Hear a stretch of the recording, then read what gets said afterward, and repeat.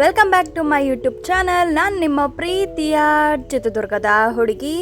Actually ಇದು ನನ್ನ favourite and most honestable video because ಇವತ್ತು ನನ್ನ ಪೀರಿಯಡ್ಸಿನ ಫಸ್ಟ್ ಡೇ. ನನ್ನ ಪೀರಿಯಡ್ಸ್ ಡೇ ಹೇಗಿರುತ್ತೆ ಮತ್ತು ಏನೇನೆಲ್ಲ ಟಿಪ್ಸ್ ತೊಗೊಬೇಕು ಅಂತ ಹೇಳ್ತಾ ಹೋಗ್ತೀನಿ. ಮೊದಲನೇದು, ನಾನು ಬೆಳಿಗ್ಗೆ ಎದ್ದ ತಕ್ಷಣ ಫುಲ್ ಎಲ್ಲ ಫ್ರೆಶ್ ಅಪ್ ಆಗಿ ಫಸ್ಟ್ ನಾನು ಮಾಡೋದೇ ಟು ಡು ಲಿಸ್ಟ್ ಬರೆಯೋದು. ಬಿಕಾಸ್ ನಿಮ್ಮ ಪೀರಿಯಡ್ಸ್ ಡೇ ಆಗಿರಲಿ, ವರ್ಸ್ಟ್ ಡೇ ಆಗಿರಲಿ, ಹ್ಯಾಪಿ ಡೇ ಆಗಿರಲಿ, ಯಾವುದೇ ಡೇ ಆಗಿರಲಿ, ಟು ಡು ಲಿಸ್ಟ್ನ ಬರೆಯೋದನ್ನ ಯಾವತ್ತೂ ಮರಿಬೇಡಿ. ಬಿಕಾಸ್ ನೀವು ನಿಮ್ಮ ಟೈಮ್ನ ಯಾವ ಥರ ಮ್ಯಾನೇಜ್ಮೆಂಟ್ ಮಾಡ್ಕೊತಿದ್ದೀರಾ, ಯಾವ ಥರ ಇನ್ಕ್ರೀಸ್ ಮಾಡ್ಕೊತಿದ್ದೀರಾ ನಿಮ್ಮ ಪ್ರೊಡಕ್ಟಿವಿಟಿನ ಅಂತ ಇದನ್ನು ಶೋ ಮಾಡುತ್ತೆ.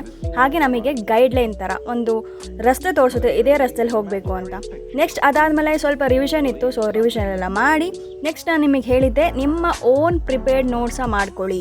ನಿಮ್ಮ class notes along with that ನಿಮ್ಮದೇ ಆದಂಥ ಕನ್ನಡದಲ್ಲಾಗಲಿ ಇಂಗ್ಲೀಷಲ್ಲೇ ಆಗಲಿ ನಿಮ್ಮ ಸ್ವಂತ ನೋಟ್ಸ್ನ ಪ್ರಿಪೇರ್ ಮಾಡ್ಕೊಳ್ಳಿ. ಯಾಕಂದರೆ ನೀವು ಬರೆಯೋದ್ರಿಂದ ನಿಮಗೆ ಕಾನ್ಸೆಪ್ಟ್ಸು ಬೇಗ ತಲೆಗೆ ಹೋಗುತ್ತೆ, ಹಾಗೆ ನಿಮಗೆ ಸ್ಯಾಟಿಸ್ಫ್ಯಾಕ್ಷನ್ ಇರುತ್ತೆ, ನಾನು ಇಷ್ಟನ್ನ ಓದಿದ್ದೀನಿ, ಇಷ್ಟನ್ನ ಬರೆದಿದ್ದೀನಿ ಅಂತ. ಹಾಗೆ ಇದು ಎಸ್ಸೆ ಮತ್ತು ಮೇನ್ಸ್ ಇದರಲ್ಲಿ ರೈಟಿಂಗ್ ಪ್ರಾಕ್ಟೀಸು ಸಮೇತ ಆಗುತ್ತೆ. Whether it is English or Kannada, ಯಾವುದಾದ್ರೂ ಪರವಾಗಿಲ್ಲ. ನೆಕ್ಸ್ಟು ನಮ್ಮ ಕ್ಲಾಸಲ್ಲಿ ಇವತ್ತು ಕರ್ನಾಟಕ ಹಿಸ್ಟ್ರಿ ಮಾಡ್ತಿದ್ದಾರೆ.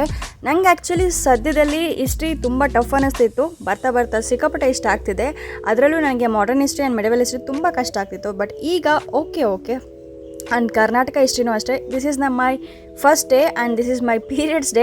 ಎರಡು ತುಂಬ ಹೆಕ್ಟಿಕ್ ಆಗ್ತಿತ್ತು ಕ್ಲಾಸಲ್ಲಿ, ಆದರೂ ಸಮೇತ ಪರವಾಗಿಲ್ಲ. ಕ್ಲಾಸಲ್ಲಿ ಕೂತ್ಕೊಬೇಕು, ಕೇಳಲೇಬೇಕು ಅನ್ನೋ ಮನಸ್ಥಿತಿ ಇಟ್ಕೊಂಡು ಕೂತ್ಕೊಂಡಿದ್ದೆ. ನೀವಾದರೂ ಅಷ್ಟೇ.